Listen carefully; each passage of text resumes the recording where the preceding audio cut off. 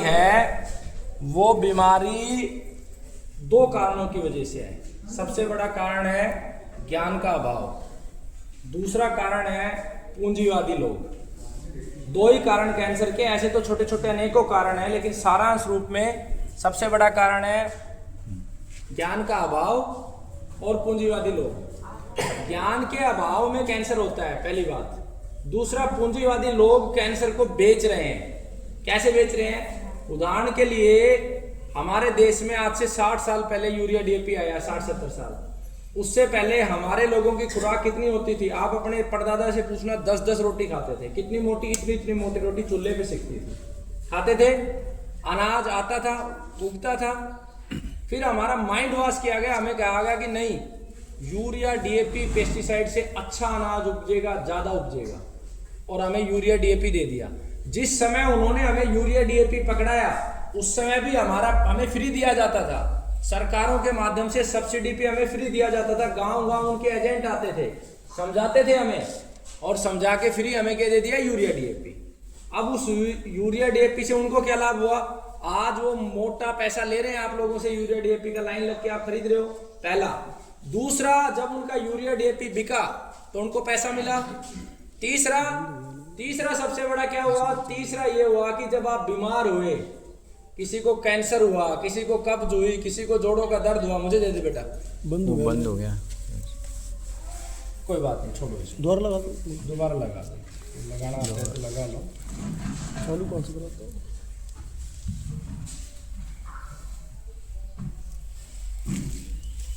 ये इस पे लोड बढ़ जाता है ना, यहाँ ग्रीन हो जाएगा, फिर इस पे क्लिक कर देना, अब कर दो लाइव। तो जब उन्होंने यूरिया डीएपी को बेचा तब पैसा कमाया। जब आपके घर में कैंसर आया, कब्ज आया, शुगर आई, किडनी फेल हुआ, लीवर खराब हुआ, तो आप हॉस्पिटल गए, तो पैसा किसके पास गया? हॉस्पिटल में गया। तो पहला कारण पूंजीवाद। पूंजीवाद भारत की हर समस्या की जड़ है। ये बात भगत सिंह ने बोली थी आज से सैकड़ों साल पहले, और आज भी इतनी ही सत्य है। तो पहले हमें यह समझना है कि क्या खाना है, क्या नहीं खाना है। जो नहीं खाना है वो हम खा रहे हैं। किस वजह से खा रहे हैं? ज्ञान के अभाव में। तो पहला हमें कैंसर के कारणों को पकड़ना है, और कैंसर के कारणों में सबसे बड़ा कारण है यूरिया डीएपी पेस्टिसाइड की उगाया हुआ अनाज, फल, सब्जियां और जितने भी उत्पाद हैं, वो सबसे बड़ा कारण है। उसके बाद क्रमवार बहुत सारे कारण हैं। जैसे पूरी दुनिया में भारत ही एक ऐसा देश था जहां संपूर्ण विज्ञान था। विज्ञान का अर्थ ये नहीं है कि आपने कोई आविष्कार कर दिया, आपने परमाणु बम बना दिए, विज्ञान नहीं है। विज्ञान का अर्थ सही मायने में ये होता है कोई ऐसा निर्माण करना जिससे हानि किसी को ना हो, लाभ सभी को। विज्ञान का क्या अर्थ है? जिससे हानि किसी का ना हो, लाभ सबको। ऐसा विज्ञान भारत में था, हमारे पूर्वजों के पास था। तो जब अंग्रेज यहाँ पर आए तो अंग्रेजों ने हमारा माइंड वॉश किया कि आपके लोग पढ़े लिखे नहीं हैं, आपके लोग आपस में लड़ाना शुरू किया, जातियों में हमें बांट दिया, धर्म में हमें बांट दिया। जबकि हमारे पूर्वज इतने महान हुए हैं कि पूरी दुनिया में आज जो कुछ हो रहा है वो कहीं ना कहीं हमारे पूर्वजों ने किया। जैसे चिकित्सा के जगत में सर्जरी की हम बात करते हैं, तो किसने सर्जरी लेके आया? महर्षि सुश्रुत लेके आया। अगर हम आज हवाई जहाज उड़ रही है उसकी अगर बात करें तो किसने लिखा? विमान शास्त्र सबसे पहले महर्षि भारद्वाज ने लिखा। अगर हम शरीर के बल की बात करें तो महाराणा प्रताप से ताकतवर कौन था? वीर शिवाजी से ताकतवर कौन था? बप्पा रावल से ज्यादा ताकतवर कौन था? इतने सारे ताकतवर लोग रहे हैं, अनेकों ताकतवर। ये मैंने कुछ उदाहरण दिए हैं, अनेकों लोग ताकतवर हुए हैं। दूसरा, हमारे अंदर डिवीजन करने के लिए अनेकों प्रकार के भ्रम डाले गए। हमारे शास्त्रों में सीधा सीधा विधान है, परमात्मा की संतान है, सब समान है, ना कोई जाति है, ना कोई धर्म है। कार्य के आधार पर लोगों को बांटा गया था, ना कि जन्म के आधार पर। जो युद्ध लड़ता था, दुश्मनों से जो लड़ता था वो क्षत्रिय होता था, जो व्यापार का कार्य करता था वो वैश्य होता था, जो सेवा का कार्य करता था वो शूद्र होता था, जो लोगों को निःशुल्क ज्ञान देता था, लोगों को के लिए जन कल्याण का कार्य, वो ब्राह्मण होता था। ये 4 हिस्सों में बांटा हुआ था। अब इसमें ये कहीं भी नहीं था कोई बड़ा है छोटा है। अगर बड़ा छोटा होता तो हमारी परंपराएं ऐसी थी कि हम सब एक दूसरे से मिलकर कार्य करते थे। संसार में सारे काम समान है, सब पवित्र हैं, कोई ना छोटा है ना कोई बड़ा है, ना कोई बहुत ज्यादा ताकतवर है, ना कोई बहुत ज्यादा कमजोर है। परमात्मा ने किसी को शरीर का बल ज्यादा दिया है, तो किसी को बुद्धि का बल ज्यादा दिया है, किसी को सेवा का बल ज्यादा दिया है, किसी को सहन शक्ति ज्यादा दी है। ये भाव हमें निकाल देना है कि जाति पाति ये धर्म कुछ होता है। ये सिर्फ व्यवस्थाएं हैं जो समाज को अच्छे से चलाने के लिए बनाई गई थी, आज ये कुरीतियां बन गई है। खैर ये विषय थोड़ा सा अलग हो जाएगा। सबसे पहले कैंसर के कारण आपको समझने हैं। तो यूरिया डीएपी एक कारण है। दूसरा कारण, जो इंडस्ट्री आई हमारे देश में, जिसने भी फूड सेक्टर में घुस के काम किया, वो सारी इंडस्ट्री ने हमें बीमार किया। जैसे उदाहरण के लिए दूध है। आज मेरा गांव मेरा गौरव है, मेरा राष्ट्र है, मेरे गांव की वजह से मैं हूं, लेकिन मेरे गांव में भी 5 क्विंटल दूध थैली का आ रहा है। ज्यादा ही आ रहा होगा, मैंने एक आंकड़ा बताया है। अगर गांव के अंदर दूध थैलियों में आ रहा है तो शहर में कहां से आ रहा है? शहर में तो गाय भैंस रखने की अनुमति भी नहीं है। सिंपल सा कंसेप्ट समझो। जब गांव में, और यहाँ नहीं, मैं राजस्थान के गांव में भी गया हूं, वहां भी थैलियों से आ रहा है। मध्य प्रदेश में भी थैलियों से आ रहा है। यानी कि जहां खूब क्षेत्रफल है, जनसंख्या कम है, वहां भी थैलियों से आ रहा है। इसका मतलब क्या है? दूध फैक्ट्रियों में बन रहा है। अब देश में दूध 2 प्रकार का उपलब्ध हो गया। एक जो विदेशों से जो कचरा होता है, बड़े बड़े पूंजीवादी देश जो उनके खाने पीने लायक चीज नहीं होती, वो गरीब देशों में डंप करने के लिए भेज देते हैं सस्ते रेटों में, तो वो उसका दूध बन के हमें मिलता है। दूसरा, यूरिया डीएपी पेस्टिसाइड्स, बहुत सारी चीजों से अलग अलग प्रकार का दूध बनाया जाता है। तो दूध और दूध के उत्पाद मार्केट में अधिकतर नकली हैं। ठीक है। अब इसके बाद आप जाओगे, हमारे यहाँ श्रृंगार होता था। श्रृंगार हमारे स्वास्थ्य के अनुसार होता था। कैसे होता था? हम लोग अगर सोने की गुट्ठी पहनते थे तो वो भी हमारे स्वास्थ्य से जुड़ा हुआ था। अगर हम कानों में बाड़ी पहनते थे वो भी हमारे स्वास्थ्य से जुड़ा हुआ है। अगर चैन चांदी की पहन रहे वो भी हमारे स्वास्थ्य से जुड़ा हुआ है। हम अगर होठों पे चंदन लगा रहे थे तो चंदन लगाने से हमारे शरीर को शीतलता मिलती है, माताओं बहनों का यूट्रस मजबूत हो जाता है।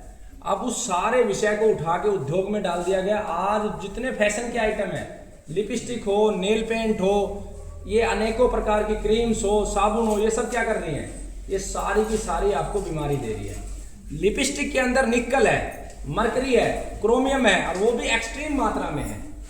अब ये क्या बांटेगा? कैंसर। अब ये नेल पेंट एक ऐसी बीमारी है जिसने हर घर तक बीमारी पहुंचा दी। क्योंकि जब माताएं बहनें नेल पेंट लगा के आटा गूंथती हैं तो वो आटे में मिल मिल के माताओं को तो नुकसान करता ही है। अज्ञानता की वजह से वो आटे में मिल मिल के घर घर जा रहा है। अब बहुत सारे लोग ये कहेंगे, जी अगर ऐसा होता तो सबको कैंसर होता। नहीं, प्रकृति ने सबको सामर्थ्य समान नहीं दिया है। जहां भगवान शिव विष पी के भी जो है जिंदा थे, आम आदमी पी सकता है क्या? तो किसी का बल अच्छा है, शरीर का बल अच्छा है, इम्यूनिटी सिस्टम अच्छा है, तो जहर को बाहर निकाल लेता है, और जिसका बल कमजोर होता है वो बीमारी की गिरफ्त में आ जाता है। इसी तरीके से अनेकों प्रकार के नशे हैं, गुटखा है, बीड़ी है, सिगरेट है, तंबाकू है, ये सारे के सारे बीमारियों की जड़ हैं। पिसे हुए मसाले हैं। हमारे यहाँ पहले शुद्ध देसी अनाज होता था, उसकी जगह हाइब्रिड ले आए, वो बीमारी का घर है। ना उसमें इमोशंस है, ना उसमें चेतना है, ना उसमें पोषक तत्व है। अब उससे भी ऊपर का ले आए जीएम सीड। जो जीएम खाएगा उसको बीमारियां तो होनी है, उसकी अगली पीढ़ी संतान ही पैदा नहीं होनी। तो ये सारे बीमारियों के कारण इस बोर्ड पे लिखे हैं। और बाहर जब आप पर्चा बनवाओगे तो आपको 23 वीडियो देंगे। आपको उन वीडियो को शेयर कर लेना है और इस पूरे कंसेप्ट को समझना है, क्योंकि मैं आपका ज़्यादा समय नहीं लूँगा। आपको सबसे पहले बीमारियों के कारण समझने हैं। ठीक है। कारण समझ के उनको तुरंत प्रभाव से निकाल देना अपनी लाइफ से। ये नहीं देखना कि ये कैंसर रोगी खाली इसकी लाइफ से निकालना है, पूरे परिवार से निकालना है। बर्तन के रूप में अंग्रेजों को जब हमारे भगत सिंह चंद्रशेखर आजाद को मारना था तो सीधा मारते तो आक्रमण होता, पब्लिक में आक्रोश होता, उन्होंने एल्यूमिनियम दे दिया। अब दुष्ट लोगों ने एल्यूमिनियम का नाम निकाल दिया क्या? सिल्वर। सिल्वर क्या होता है? कभी सोचा आपने? सिल्वर होती है चांदी, और एल्यूमिनियम धीमा विष है, धीमा जहर है। एल्यूमिनियम के बर्तनों में खाओगे तो बीमारियों की गर्त में जाओगे। तो ऐसी ऐसी सारी चीजें मैंने विस्तार से इसमें बताई हुई है, आपको वो समझनी है। अगर वो समझने में आप सफल हो गए तो निश्चित रूप से आपकी बीमारी ठीक होगी। नहीं समझ पाए तो बीमारी ठीक नहीं होगी। दूसरा जो नियम है, हमारी जो चिकित्सा है वो 25% आपके शरीर पे काम करती है। कितना? 25%, और 75% आपके जीवन पे काम करती है। जिसने अपने जीवन को बदला वो ठीक हुआ है, और जिसने जीवन को नहीं बदला वो ठीक नहीं हो सकता है। अब जीवन क्या है? जीवन का अर्थ है जीव और वन। परमपिता परमात्मा ने जब इस पूरे ब्रह्मांड का निर्माण किया तो 84 लाख प्रकार के जीव बनाए, उसमें से 20 लाख प्रकार की वनस्पतियां बढ़ाई, ठीक है, और 64 लाख प्रकार के जीव, जिसमें मनुष्य भी है, गाय भी है, घोड़ा भी है, बैल भी है, बकरी है। जीवन का अर्थ होता है कि हमारा जो भी कदम, जो भी हमारा कर्म हो, वो इन सब के हित में हो, इन सब के सुख के लिए हो, ठीक है, तो वो जीवन है। या फिर इन सब के सुख में जो बाधा पहुंचा रहा है उसको बार बार समझाना है, और अगर नहीं समझता है तो उसको निपटाना भी है, ये भी जीवन है। ऐसा नहीं है कि हाथ जोड़ के खड़े रहना है। जो दुष्ट प्रवृत्ति के व्यक्ति हैं उनको समझाना है, बार बार बार, नहीं समझे तो फिर हमें याद करना है भगवान कृष्ण को कि कैसे महाभारत में उसने सब दुष्टों का विनाश किया। हमें याद करना है भगवान श्री राम को, कैसे उन्होंने दुष्टों का विनाश किया। हमें याद करना है भगवान श्री परशुराम को, कैसे उन्होंने दुष्टों से धरती को साफ किया। हमें धर्म का अर्थ पूरा समझना है, हमें अधूरा समझाया जाता है, हमें अधूरा नहीं पूरा समझना है। आज आप देखो, कल ही हम वृंदावन में थे, एक दिव्य संत फरसेवाला बाबा को सरेआम जो है काट दिया गया रोड पे। क्यों? क्योंकि हमारी चेतना सुप्त हो गई है। कितना भी गलत हो, हम सोशल मीडिया पे लिख देते हैं और सोचते हैं हमारी जिम्मेवारी पूरी हो गई। वो गाय को बचाने वाला था। और मेरी ये बात याद रखना, मेरे गुरु ने भी एक बात बोली थी आज से 20 साल पहले कि लड़ाइयां ऐसी आएंगी, आपको पता भी नहीं चलेगा, आपका दुश्मन आपको परास्त करके चला जाएगा। और वही युग है आने वाले 15 वर्षों में, जिसके घर में गाय और बछड़ा, गाय और बछड़े का मतलब जो परमात्मा ने जिसको बनाया है, जर्सी और होलिस्टियन नहीं, जिस गाय को, जिस बछड़े को ईश्वर ने पैदा किया है, क्योंकि इस चीज के प्रमाण है परमात्मा ने ही आपको प्रकट किया है। नहीं तो अंत तक सोचो, पहला मनुष्य किसने बनाया? पहला तो किसी ने बनाया है ना, पहली गाय किसने बनाई? जिसके घर में गाय बछड़ा होगा वो कैंसर से बचेगा, नहीं तो नहीं बचेगा। हर घर में कैंसर आना है 15 वर्षों में, हर घर में। मेरी बात याद रख लेना, अगर ये बात में चूक हो जाए तो मेरी गर्दन उतार देना। हर घर में कैंसर आना है। जिसके घर में गाय और बछड़ा होगा वो कैंसर से बचेगा। जिसके घर में गाय और बछड़ा होगा उसके घर में बच्चे पैदा होंगे, और किसी घर में पैदा नहीं होंगे। याद रख लेना, गाय और बछड़ा होगा तो बच्चा पैदा होगा, नहीं तो IVF करवाओगे। जैसे गांव गांव अब हॉस्पिटल खुल गए, शहरों में एक एक शहर में 50 हॉस्पिटल खुल गए, इसी तरीके से IVF सेंटर खुलने हैं। पूंजीपतियों की प्लानिंग है, आपको GMC इसलिए नहीं खिला रहे। ये सरकारें आएंगी और जाएंगी, कोई भी सरकार बन जाए, ये पैसे की कठपुतलियां रहनी है। चाहे कांग्रेस आ जाए, चाहे भाजपा आ जाए, चाहे सपा आ जाए, चाहे आम आदमी पार्टी आ जाए, या कोई भी आ जाए, ये सत्ताएं पैसे से चलती हैं और पैसा पूंजीवादियों के हाथ में है। उनका एक ही लक्ष्य है कि आपको हमेशा गुलाम बना के रखना है। ऐसा नहीं है कि आप कांग्रेस को वोट दे रहे हो तो आप आजाद हो या भाजपा, नहीं। इन्होंने भी, इनके भी अपनी सत्ता के लेवल हैं। हमें परमात्मा के साथ रहना है। हमें नहीं चाहिए कोई भाजपा, हमें नहीं चाहिए कोई कांग्रेस, हमें कोई पार्टी नहीं चाहिए। हम सिर्फ परमात्मा की संतान है। जो धर्म का मार्ग हमें परमात्मा दिखाएगा उस मार्ग पे हम चलेंगे। तो आपके घर में गाय और बछड़ा होना चाहिए, तभी आपके घर में आपकी आने वाली पीढ़ी जन्म लेगी, नहीं तो नहीं लेगी। आपको आज ये कल्पना लग रही है, लेकिन 15 साल बाद आपको यथार्थ सत्य नजर आएगा। तीसरा, हर घर में एक पागल होगा, कोई नहीं रोक सकता है। हर घर में एक पागल होगा, रोक सकती है तो सिर्फ गाय और बछड़ा। तो हमें, जो मैंने आपको कहा, 75% हिस्सा अपने जीवन में बदलाव, 25% शरीर में बदलाव। 25% शरीर का अर्थ है कि शुद्ध अन्न खाना है, शुद्ध हवा लेनी है, शुद्ध पानी लेना है, शुद्ध औषधियां लेनी है। और 75% जीवन में बदलाव का अर्थ है कि हमें जीवन की परिभाषा आप समझिए, हमारा प्रत्येक कर्म जीवों के हित में हो। अब हित का अर्थ ये नहीं है, ये भी हित है। अगर कोई दुष्ट व्यक्ति, अगर मान लो उस बाबा को किसी ने मारा है, जिसने भी मारा है उस संत को, उसको निपटाना भी हमारा धर्म है। उसकी आरती नहीं उतारनी है, उसको निपटाना भी हमारा धर्म है। अधर्म नहीं है, वो भी हमारा धर्म है। तो हमें गाय लेके आनी है। सूक्ष्म एनर्जी के लिए जीवन की परिभाषा पे चलना है, जीवों को बचाना है, चींटियों को दाना डालना है, कुत्तों को डालना है, गाय को देना है, चींटियों को दाना डालना है, पेड़ों में पानी डालना है, पेड़ लगाने हैं। इससे आपके अंदर की चेतना जागृत होगी। चेतना जब इंसान की जागृत होती है तो उसके सामने लाखों लोग भी खड़े होते हैं तो वो हारता नहीं है। करोड़ों शत्रु भी जब होते हैं तो वो हारता नहीं है। ये चेतना, ये ईश्वर की शक्ति है। आपके सामने हजारों दुश्मन होंगे तो भी आप धाड़ोगे, चीखते हुए निकल जाओगे। ये चेतना आपको जागृत करनी है। आपका जीवन आपसे कोई नहीं छीन सकता है। आप सब परमात्मा की संतान है, तो हमें जीवों पे फोकस करना है। दूसरा, हम लोगों को सत्य के मार्ग पे बढ़ना है। हमें चरित्रवान बनना है। क्या बनना है? चरित्रवान। एक परिभाषा हमें घोट घोट के पिला दी गई कि जिसकी एक ही पत्नी है वही चरित्रवान है। क्यों पिला दी गई?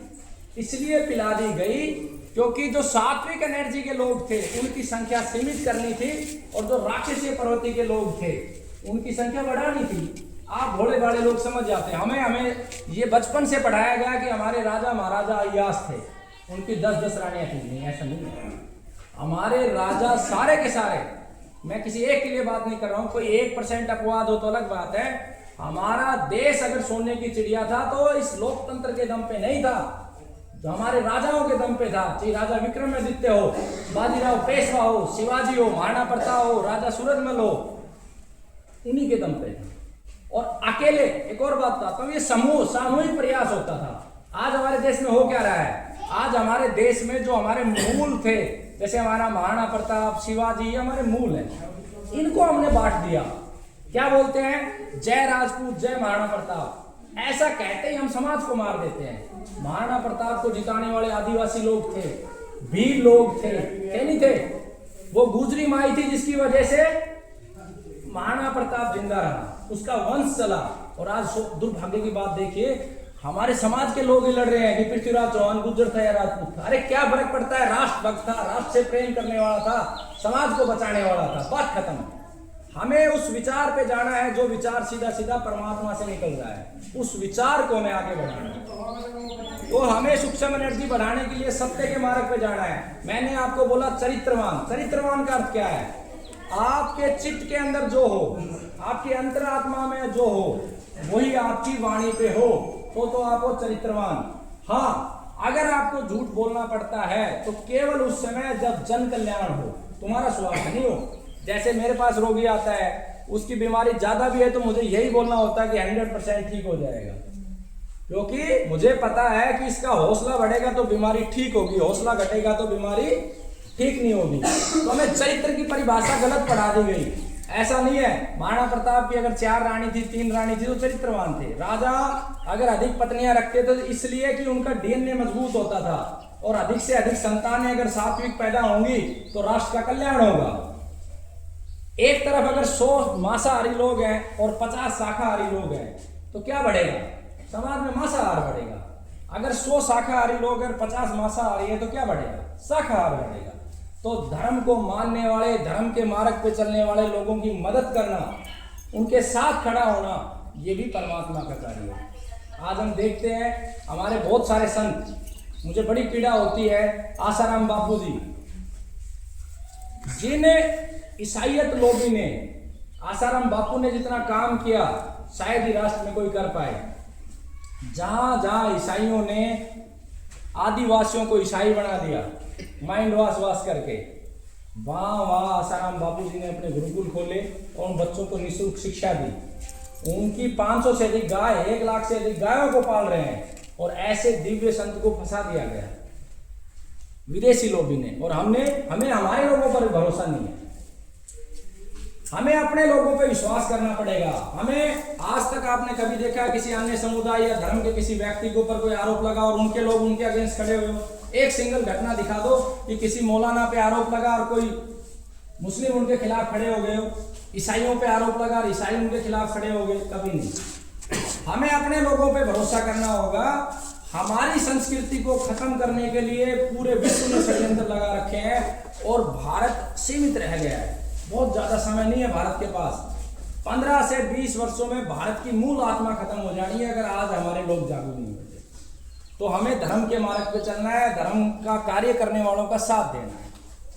सूक्ष्म एनर्जी बढ़ाने के लिए हमें चरित्रवान बनना है, सत्य बोलना है, और आपके पास जो सामर्थ्य है, जितना भी सामर्थ्य है, उसमें से केवल 10%, अगर महीने के आप 100 रुपए कमाते हो तो 10 रुपए, खास करके जो कैंसर रोगी हैं, 10 रुपए किसी भी गौशाला में दान देना शुरू करें। मेरी में नहीं, प्रभु की कृपा से हमारी गौशाला स्वावलंबी है। हम अपने सामर्थ्य से, ईश्वर के आशीर्वाद से हम इतना कमा लेते हैं कि हमारी गायों को शान से रख सकें। जो भी ऐसी गौशाला है वहां पे गोदान करें। आप चमत्कार देखना, मेरे जीवन में मैं आपके सामने खड़ा हूं, इस गाय की कृपा से खड़ा हूं, असंख्य शत्रु हैं। इस पूरी मेडिकल लॉबी में मेरा कोई भी मित्र नहीं है। पहले भी मैं जेल गया हूं, भारत के सबसे बड़े ग्रुप्स ने मेरे खिलाफ षड्यंत्र किया था, पहले भी गया था, और मेरे पक्ष में कोई नहीं था, सिर्फ परमात्मा और गाय थी। सबको पता है मेरे पक्ष में सिर्फ परमात्मा और गाय थी, और मुझे निकाल लाए, और आगे भी मुझे डूबने नहीं देगी। परमात्मा डूबने नहीं देगा, करेगा मेरा भला, बुरा कभी नहीं करेगा। जेल भेजना हो तो भेजेगा मेरे भलाई के लिए।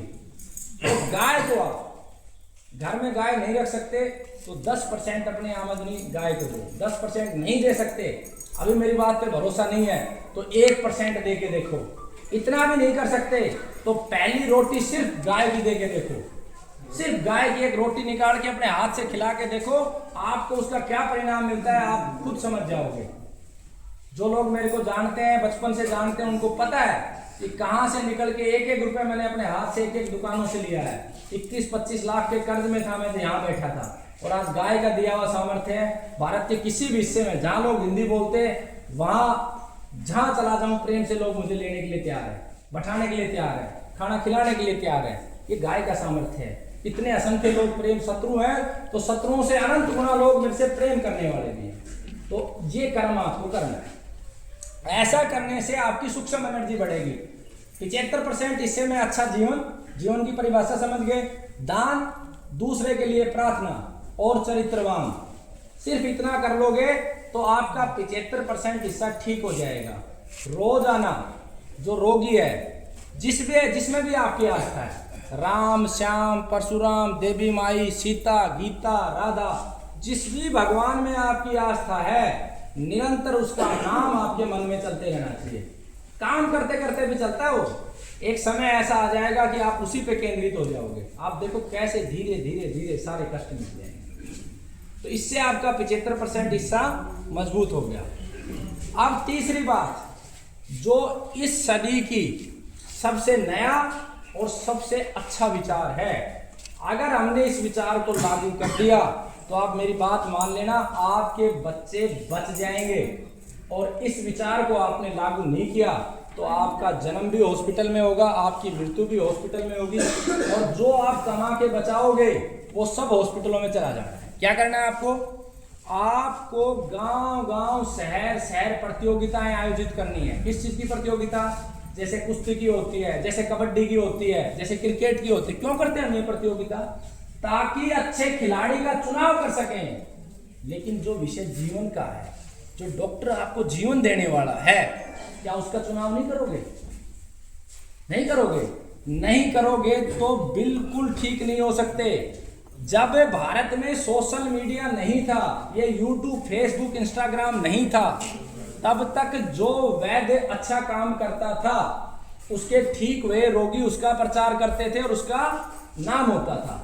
लेकिन आज जो पैसा लगा देता है मीडिया पे उसका प्रचार होता है, और जो पैसा नहीं लगाता है वो भले ही कितने भी परिणाम ले, वो बहुत स्लो चलता है।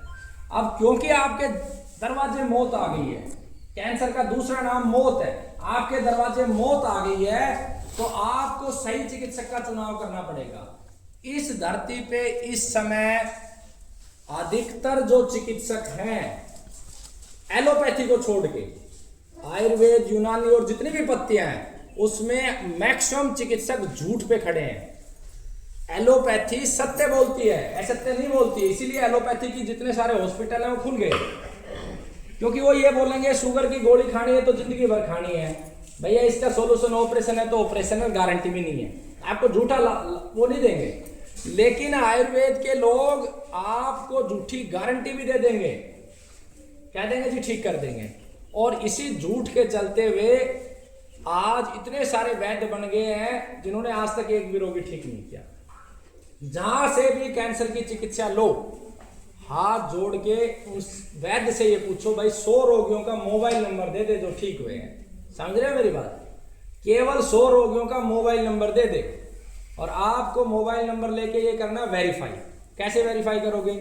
उसको तुरंत फोन लगाओ, उसको फोन लगा के उसको फोन कटने से बोलो कि तुम्हारे गांव के सरपंच का नंबर दे दे, तुम्हारी भुआ का दे दे, तुम्हारे फूफे का दे दे। इतनी देर में हड़बड़ा जाएगा, क्योंकि इतने झूठे में ये सारी प्रतियोगिता कर करके मैं इस पूरे कंसेप्ट को समझ चुका हूं। आज 1000 रुपए किसी को दे दिए जाएं, 10,000 रुपए दे दिए जाएं किसी एक गरीब व्यक्ति को, उसको ये बोल दिया जाए कि ये बोल दे कैमरे पे आके मेरा कैंसर ठीक हो गया, तो बोल देगा वो।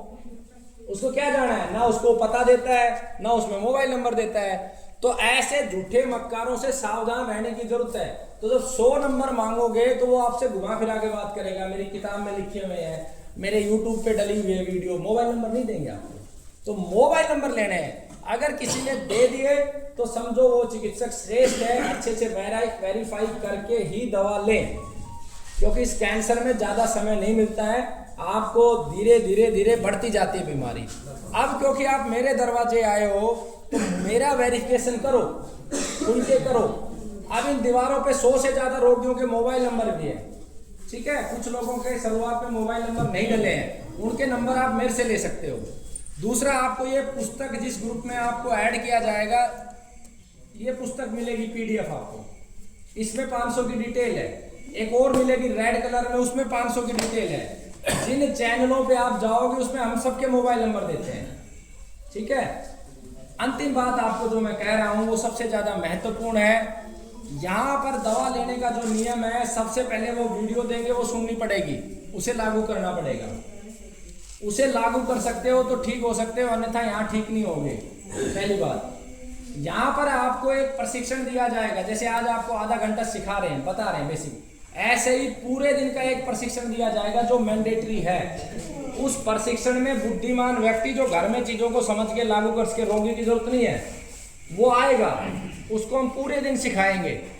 वो जब सीखेगा, घर में लागू करेगा तो ठीक हो गए। हमारे यहाँ भी ऐसे रोगी जो बिल्कुल ठीक हो गए थे, जिनका 39 किलो से 68 किलो वजन हो गया था। एक बोर्ड बगल में लगा हुआ है, ब्लड कैंसर का रोगी। ठीक होने के बाद दवा बंद करी, हमने उसको समझाया हर 3 महीने पे आना है, कुछ बेसिक चीजें लेते रहना, नहीं माना। वही बीड़ी सिगरेट लेना शुरू कर दिया, वही होटलों में जाके खाना, वही चाउमीन बर्गर, दोबारा कैंसर हो गया। अब शर्मासार हो गए, वो मेरे पास नहीं आया। मुझे जब अपना डाटा रिफाइन करना था, तो जब मैंने फीडबैक कॉल करी तो उसकी पत्नी ने फोन उठा के बोला जी उसने आपकी बात मानी नहीं और उसको दोबारा कैंसर हो गया, और वो SMS में गया, पैसे भी लगे, पेशेंट भी चला। तो मैंने आपको एक शुरुआत में बात बोली थी, गाय और ज्ञान, गाय और ज्ञान ही कैंसर का समाधान है, दूसरा कोई नहीं है। तो ज्ञान आपको हम देंगे, गाय आपको लेके आएंगे अगर कैंसर से बचना है। जो लोग शहर में रहते हैं, जिनकी मजबूरी है 10 किलोमीटर दूर किसी किसान के घर गाय बंधवा दो, आपके कैंसर के उपचार में 50 लाख लगने हैं। आप इसकी जगह महीने के 7-8 हज़ार उस गरीब किसान को दे दोगे, उससे गोमूत्र ले लोगे, उसका दूध ले लोगे, उसका घर भी पड़ेगा, देश में आय का संतुलन भी बनेगा। एक तरफ पैसा सारा पूंजीवादी लोगों के पास जा रहा है, हॉस्पिटलों में इकट्ठा हो रहा है, सारे हॉस्पिटलों के मालिक एक है, दवाई बनाने वाली पूरी इंडस्ट्री के मालिक एक है, दूसरी तरफ आपका पैसा गरीब किसानों में बटेगा। तो आपको इस कंसेप्ट को समझना है। तो एक दिन का जो ट्रेनिंग होगा उसमें आपको घर पे ही दवा बतानी सिखा दी जाएगी, और उसकी पहली जो ट्रेनिंग है वो कल से है। नए साल से मैंने इसको चालू किया था, उसकी पहली ट्रेनिंग कल सुबह से है। कल सुबह 4 बजे से वो ट्रेनिंग शुरू हो जाएगी। कितने बजे से? 4 बजे से। और अब आज जिन लोगों को दवा दूंगा उनको 2 महीने में वो ट्रेनिंग मैंडेटरी करके एग्जाम को पास करना पड़ेगा। अगर 2 महीने में जिसने एग्जाम पास नहीं किया उसको हम दवा नहीं देंगे, वो दुनिया में कहीं से भी दवा ले, क्योंकि हमारा मन ये कहता है, हमारी आत्मा ये कहती है हमें 100% पे काम करना है। मेरे दरवाजे जो आ गया वो ठीक होके जाना चाहिए, अगर वो पात्र है तो। अगर पात्र नहीं है तो वो कहीं भी जाए। हर किसी को हम भी नहीं बचा सकते। जो बदल सकता है अपने जीवन में, जो सही मार्ग पे चल सकता है, उसी को बचाया जा सकता है। तो जिन लोगों को कल ट्रेनिंग करनी है वो लोग अपना रजिस्ट्रेशन करवा लेना, क्योंकि 15-20 से ज़्यादा लोगों को हम खाने की व्यवस्था नहीं बना सकते। रहने की तो बना देंगे, लेकिन खाना बनाने वाले मेरे पास 2 ही लोग हैं, तो वो वहाँ रजिस्ट्रेशन करवाएंगे, ठीक है। और बाकी लोग अब यहाँ से सेशन को समाप्त करेंगे, बाहर जाके वो 23 वीडियो लेंगे काउंटर पे। उन 23 वीडियो को यहाँ नहीं सुनना है, गाय के पास बैठ के सुनो, बरगद के पेड़ के नीचे बैठ के सुनो। सबसे ज्यादा सूक्ष्म एनर्जी पेड़ के नीचे, गाय के पास, जंगल में, किसी पानी के झरने। ये सीमेंट के जो बने हुए कंक्रीट के मकान है ना, ये बीमारी का घर है। जितना आप कच्ची मिट्टी में रहोगे, जितना आप पेड़ों में रहोगे, जितनी आपकी एनर्जी बढ़ेगी और ठीक हो जाओगे, ठीक है। तो इसमें हॉल में हमारे बैठानी आपकी मजबूरी है। इतने बड़ा हम पूरों का स्ट्रक्चर भी नहीं खड़ा कर सकते, मैन पावर नहीं मिलती है। तो इसलिए इस हॉल में वही लोग बैठे, पहले 15 लोग जिनका 1 से 15 के बीच में नंबर है वो बैठेंगे। बाकी बाहर जाएंगे, भगवान का नाम लेंगे, परमात्मा का नाम लेंगे। और जो 15 के बाद, आज 15 लोगों को 20 मिनट चाहिए मेरे को दवा लिखने में, 20 मिनट के बाद फिर अगले 15 आ जाओ, ठीक है। जिसके पास पैसा नहीं है वो दवा लेके जा सकता है, निःशुल्क नहीं, श्रम दान करके। अगर 10,000 की दवा है तो मेरे पास देश बिना के काम है, गुरुकुल में इतनी सफाई करवानी है, 3-4 साल के बाद दोबारा से चालू हुआ है। आप एक मजदूर छोड़ दो आपके घर से, हमें पैसा नहीं चाहिए, वो काम कर दे 10,000 का, ये विकल्प है। जिनके जो मजदूरी नहीं कर सकते वो ब्रेन का काम कर दें। मेरे यहाँ पेशेंटों से बात करने का काम है, मोबाइल सेव करने का काम है, सॉफ्टवेयर बनाने का काम है, वीडियो एडिटिंग के काम है। जैसा आप कहोगे वैसा काम मैं आपको दे दूंगा, मुफ्त में कुछ नहीं है। मुफ्त में मैंने बहुत दिया है। यहाँ का नियम है, इस परिसर से बाहर आपकी दवा चली गई, दवा वापस नहीं लेंगे, क्योंकि पहले मैं एक षड्यंत्र का शिकार हो चुका हूँ। लोगों ने दवाओं में जहर मिला के वापस दिया है। मेरे पास प्रायोजित बंदे भेजे जाते हैं हॉस्पिटलों के द्वारा, यहाँ रुक के भी गए हैं, दवाओं में जहर छिड़कने तक का प्रयास होता है। मेरे यहाँ से दवा जो बाहर चली गई मैं वापस नहीं लूंगा। आपकी छाती ठुके, आपका मुस्सा राजी हो तो दवा लेना, नहीं तो आप दूसरी जगह से लो, ठीक है। अब कोई बात बुरी लगी हो, कड़वी लगी हो तो मेरे को माफ कर देना। मेरा उद्देश्य सिर्फ इतना था कि आपको जगा दूं। मुझे भी किसी ने जगाया है, मैं भी सोया हुआ था, मैं भी कभी शराबी रहा हूँ, मुझे भी किसी ने जगाया है, तो मेरा फर्ज बनता है कि मैं भी आपको जगा दूं, ठीक है। चलो 15 लोग बैठो, बाकी सभी धीरे धीरे।